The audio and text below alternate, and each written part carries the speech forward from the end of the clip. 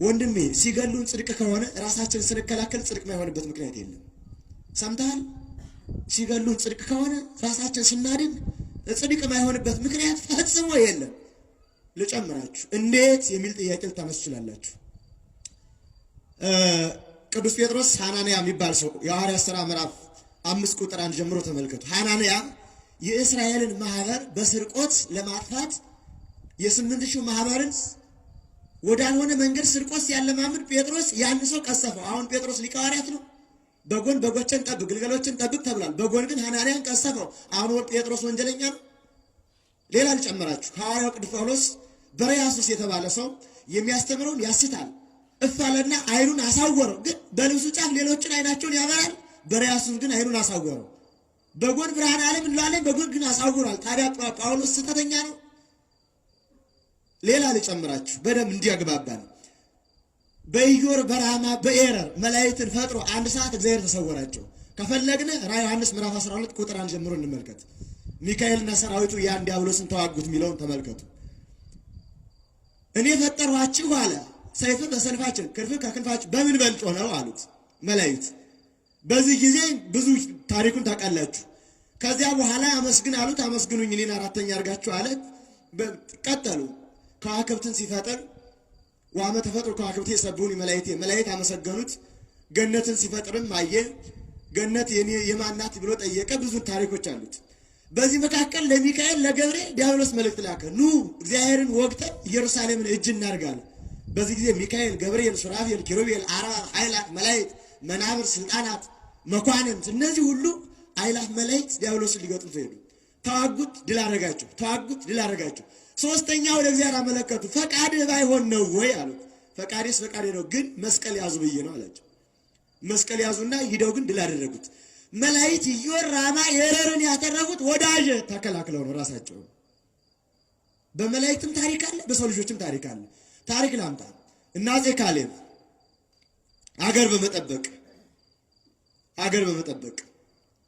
አፄ ገብረ መስቀል ሀገር በመጠበቅ አፄ ዳዊት አፄ ሰይፈ አረድ አፄ ናዖድ ንዝረ ያዕቆብ ሀገር በመጠበቅ አልነበሩም? ይህን ታሪክ እንዴት እናጣዋለን?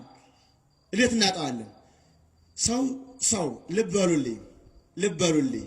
ወንጀል ማይሆኑ ታሪኮችን ልንገራችሁ። ኃጢአት ማይሆኑ ጎልማሳ በሚስቱ ባለርስት በርስቱ ኦርቶዶክሳዊ ሰው በሃይማኖቱ አምላክ በአምላክነቱ ራሱን ቢጠብቅ ቢከላከል ወንጀል አይደለም። ምሳሌ እግዚአብሔር ቃል በቆሮንቶስ ተራራ አብይ ጾም ነውና ሲፈተን ዲያብሎስ ቀርቦ ምን አለው? እርቦሃል፣ አንተም እርቦሃል፣ እኔም እርቦኛል፣ ይሄንን ድንጋይ ህብስት አድርግና እንብላ አለው። ምን አለው? ሰው በእንጀራ ብቻ አይኖርም አለና ቀለል ያለ ጉዳይ ነው፣ በጥቅስ መለሰለት። ሁለተኛ ጥያቄ መር ብለህ ውደቅና መላእክቱም ስላንተ ያዛል አለው። አምላክ እግዚአብሔርን አትፈታተነው ተብሏል አለና በጥቅስ መለሰለት። ቀለል ያለ ጉዳይ ነው። ሶስተኛ ግን ወድቀህ ስገድልኝ እሰጥሃለሁ አለው። መስገድ ለእግዚአብሔር ብቻ ነውና ሁር ምድር የሰይጣን አንተ ሰይጣን ከኋላ ወግድ አለው። ጥቅስ የሚጠቀስበት ጊዜ አለ፣ ወግድ የሚባልበት ጊዜ አለ። እኛ ማይገባን እሱ ላይ ነው። ሁሉ ነገር እንደዚያ ነው የሚሆነን ለስላሶች። በእርግጥ ይሄን ቃል በነገራችን ላይ እንዲህ አይነት ስለሆነ ምክንያቱን ልንገራችሁ። ሁለንተናዊ ስልብ ነን። ሁለንተናዊ በታሪክ በሃይማኖት በባህል በወግ በሀገር ፍቅር በኦርቶዶክሳዊ እሴት ንድፈ ሐሳብ ያለን አስተሳሰብ ባይዳዊ ቅኝት ስለሆነ ምንም የኔ የምንለው ነገር የለም። እንውላለን፣ እንጋፋለን፣ እንገባለን፣ አለቀ። ከዚህ ያለፈ ነገር ስለሌለ ወንድሜ አሁን ያለነው ሃይማኖት ስላለን ነው። የእግዚአብሔር መንግስት መርሰው ሃይማኖት ስላለን ነው። ሃይማኖታችን እንደምናልከው ሀገር ስላለን ነው። ሀገር ደግሞ የአምልኮት ምስጢር ነው። ስለዚህ ኦርቶዶክስ ምን አገባው የሚባልበት ኦርቶዶክስ ምን አገባው በሁሉ ለምን አገባኝም? የት ላይ ጠድቃለሁ? የት ላይ ቤተክርስቲያን ሰራለሁ? የት ላይ እኖራለሁ? የት ላይ ክርስትና እነሳለሁ? የት ላይ ዘምራለሁ? ለማንኛውም የእናንተና ኢትዮጵያ ኦርቶዶክስ የሌለባት፣ ዝማሬ የሌለባት፣ ክርስትና የሌለባት፣ በዓል ማይወጥባት፣ በእገዳ በፈቃድ እግዚአብሔር የምናመልክባት ኢትዮጵያ ናት። የኛ ኢትዮጵያ ደግሞ እግዚአብሔር የምናመልክባት ነው የሚፈልገው። ማድረግ ያለባት ሁሉም እኩል ይኖርባት፣ ማንም አይጠላባት፣ የትናንቱ የሚጠበቅባት፣ ዝማሬ ውዳሴ ቅዳሴ የሚኖርባት፣ አምልኮ እግዚአብሔር የምንፈጽምባት ነው። የእነንተና አዲስ ወቷ ግን ኦርቶዶክስ ጽሉ የሆነባት ነው። በዚህ ቅኝት ውስጥ ነው ያለው አይምሮ። በነገራችን ላይ ይሄ ጥላቻ አይምሮ የሚመልስ አይመስልም። ማንም ሰው ፍቅር እንዲሆን እንመኛለን። ግን አዝማሚያው ዋዜማውን ስናየው ከአይነቱ ከደረሰ ምን እንደሚሆን ያስፈራኛል። አሁን ዋዜማው ነው፣ የጥላቻ ዋዜማው ነው፣ የሞት ዋዜማው ነው፣ የበቀል ዋዜማው ነው። አይነቱ ስናየው አስጨናቂ ጉዳይ ስለሆነ ነው ማወራችሁ። በደም የሚተነትን ልብ ያለው ሰው ካለ ያስፈራኛል። ከገባን ይግባን። ስለዚህ ኦርቶዶክስ ንቁ ሆኖ በማንም በቀል ሳይኖረው ራሱን ግን ማስከበር መብቱ ነው። ሕገ እግዚአብሔር መብቱ ነው። ሕገ መንግስት መብቱ ነው። አንድ ኦርቶዶክሳዊ ሰው ለኦርቶዶክሳዊ ሰው የሚያደርገው ነው። በዚህ ውስጥ 3 ምልክቶችን መስጠት ፈልጋለሁ። አንደኛ አንድ ኦርቶዶክሳዊ ሰው የሚያምናቸው የሚታመናቸው የሚመሰክራቸውና የሚሞትለት ምንድነው ከተባለ የእግዚአብሔርን አንድነት ሶስትነት ያምናል፣ ይታመናል፣ ይመሰክራል። ቢሞት ሰማዕት ይሆናል። ሁለተኛ እግዚአብሔር ቃል ከወዲሁ ዓለም ወደዚህ ዓለም መጣ ብሎ ያምናል፣ ይታመናል፣ ይመሰክራል፣ ይሞታል፣ ሰማዕትም ይሆናል፣ ይጠብቃል። ሶስተኛ የቤተክርስቲያን ህልውና፣ የቤተክርስቲያን አንድነት፣ ቅድስት ቤተክርስቲያንን አስተምሯን፣ ዶግማዋን፣ ቀኖኗን የሚጥስ እርሷን ያምናል፣ ይታመናል፣ ይመሰክራል፣ የሚጥስ ካለ ይጠብቃል። እነዚህ ስጦታዎቹ ናቸው። እኛ ኦርቶዶክሶች መሰረታዊ ነገር 4 ነገር ያስፈልገናል። ሃይማኖት፣ ሀገር፣ ቤተክርስቲያን፣ ፍትህ ያስፈልገናል። እኛ ኦርቶዶክሶች ሀገር ያስፈልገናል አለን። ግን ኦርቶዶክስ መሆን እንደ ሀገር እንደ ሌሎች ዓለማትም ጽሉ ነው። ሲጀመር ታርጋ ይለጠፍለታል። የምናምን ሃይማኖት፣ የሰሜኑ ሃይማኖት፣ የሆነ ቋንቋ ተናጋሪ ሃይማኖት ይባላል። ለምሳሌ በሌሎች አሁን የሚሰብኩ ሰዎች የእንተን ሃይማኖት ይላሉ። ሰሜኑ ላይ ሲሄድ ደግሞ ጌታ እንስበካችሁ ይላሉ። ጉዳዩ ፖለቲካ ነው ማለት ነው። ኢትዮጵያ ውስጥ እኔም ይገባኝ፣ ኢትዮጵያ ውስጥ የብሔርም የጎሳም ፖለቲካም የለም። የሃይማኖት ግን አለ። ግን ልብሱ ብሔርና ቋንቋ ነው ልብሱ። እኛ የምናየው ልብሱን ነው። ሰዎቹ የሚሰሩት ግን ውስጡ ላይ ነው። ሀገር ያስፈልገኛል። የት ላይ ነው ማመልከው? ሃይማኖት ያስፈልገኛል ብያለሁ። ሃይማኖት የት ነው ማመልከው? ቤተክርስቲያን ላይ ነው። ቤተክርስቲያን መሰራው የት ላይ ነው? ሀገር ላይ ነው። ሀገር እንዳልኖርስ ካሳደዱኝ ፍትህ ያስፈልገኛል። ኦርቶዶክስ ፍትህ አጣን። ጥምቀት ምናከብ ለምነን፣ መስቀል ምናከብ ለምነን፣ በዓል ምናከብ ለምነን። እኛ ኦርቶዶክሶች እግዚአብሔርን የት ላይ ነው የምናመልከው? የት ነው ማመልከው?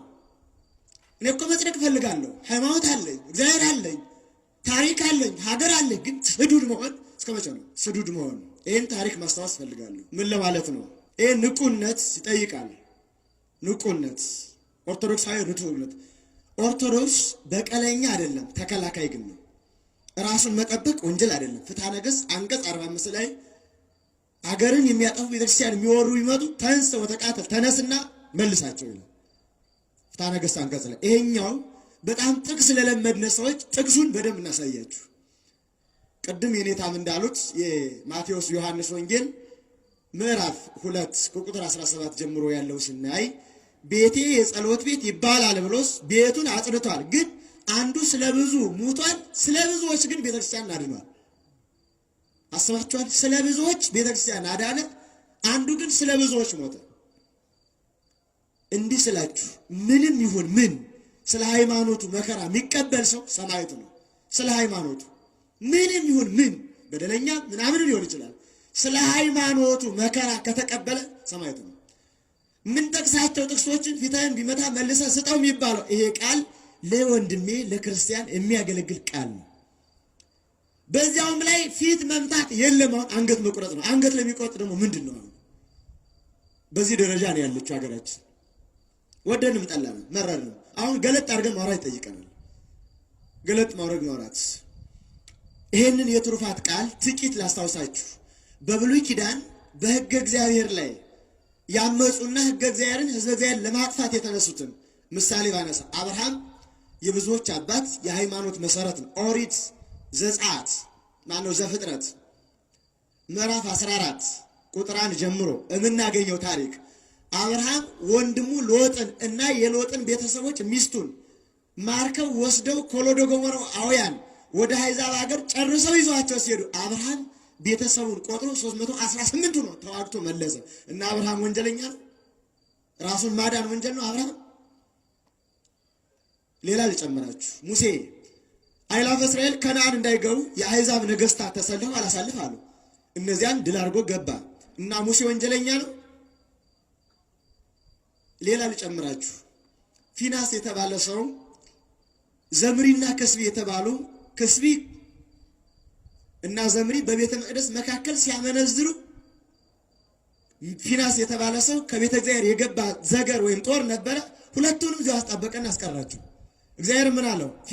ፊናስ ወልደ አልዓዛር ወልደ አሮን ካህን አስተንፈስ ካለ ልቤ አልዓዛር ልጅ የአሮን ልጅ ፊናስ ልቤን ደስ አሰኘው አለና ምን አለው እግዚአብሔር? 300 ዓመት መዋዕለ ክህነት የክህነት ዘመን ሰጥቻለሁ አለው። ለምን ነው እግዚአብሔር እንዲህ የሚያደርገው? ሌላ ልጨምራችሁ። ዳዊት ጎልያድ በእስራኤል ሲዘባበት በወንጭፉ መታው። ዳዊት ሳኦል ሲታመም ግን በገና ደግሞ ፈወሰው። ዳዊት በገናም ነበረው ወንጭፍም ነበረው። ኦርቶዶክሳዊነት እንዲህ ነው። ይጠብቃልም ይዘምራልም። ኦርቶዶክስ ቀዳሽም ተኳሽም አራሽም ነው የነበረው። ጅላጅል አልነበረም። ይቀድሳልም ያርሳልም ይጠብቃልም። በዚያ ስሪት ነው የነበረው። ለምሳሌ ዮዲትን ታስታውሳላችሁ። እስራኤልን ገብሩ ብሎ ሆሎሆርኒስ የሚባል አረመኔ ንጉሥ ተነስቶ እስራኤልን ሊያጠፋ ሲል ገብሩ አላቸው። ምን ወርቅ ብር እህል እንገብር አሉት። እኔ የወርቅ እህል ድሃ ነኝ አለ። ታዲያ ምንድን ነው የምትፈልገው? ከእስራኤል ቀኝ አይን ነው የምፈልገው አለ። አይን ውሃ አይደለም ምን ይሰራል አሉት። ጀግና ተብዬ መመስገን መወደስ ለዝንት ዓለም ነገር እፈልጋለሁ አለ። ሰው ጠገበ ማለት ነው። የእስራኤል ጀግኖች አይናቸውን ለመገበር ተስማሙ። ምን እናደርጋለን አንችል ብለው ዮዲት ባጭር ታጥቃ ሸብ አድርጋ ወገቧን ታጥባ ተቁላ ተቀብታ ከአሕዛብ ከተማ ሂዳ ሆሎሆርኒስን አንገቱን ድል አድርጋ መጣች። እስመ እግዚአብሔርን አዳነች። አሕዛብ ነው አይምርም። ዘንዶ ውጦ ነው የሚያላምጠው። አሁን እየሆነ ያለው ኦርቶዶክስ ውጦ ማላመጥ ነው እየሆነ ያለው። ውጦ ማላመጥ፣ ስርዓቱን ውጦ ማላመጥ፣ ታሪኩን ውጦ ማላመጥ፣ ሃይማኖቱን ውጦ ማላመጥ፣ ኦርቶዶክሳዊነት መጥላት፣ ፍጹም ጥላቻ። ይሄ በምንም አይመለስም። ጥላቻው ሩቅ ነው፣ ፈጽሞ ነው የሚጠላው። እስካሁን ድረስ ታገሱን። ብዙ ናቸው ኦርቶዶክሶች፣ አቅም አላቸው፣ ብዙ ናቸው፣ ይናገራሉ፣ ያውቃሉ፣ እንዲህ ሊሆኑ ይችላሉ ከሚል የተነሳ እንጂ ፈርተውንም አክብረውንም አይደለም። ማለት ወደውን አይደለም። ፍጹም ይሄ መረዳት ይጠይቀናል። የምላችሁ ንጹሕን ሕዝብ የትኛውን በቀል ጥላቻ እንዲኖር ፈጽሞ አይገባም። ኦርቶዶክስ ጥላቻ ሊኖረው አይገባም። ራስን ማዳን ግን ወንጀል አይደለም።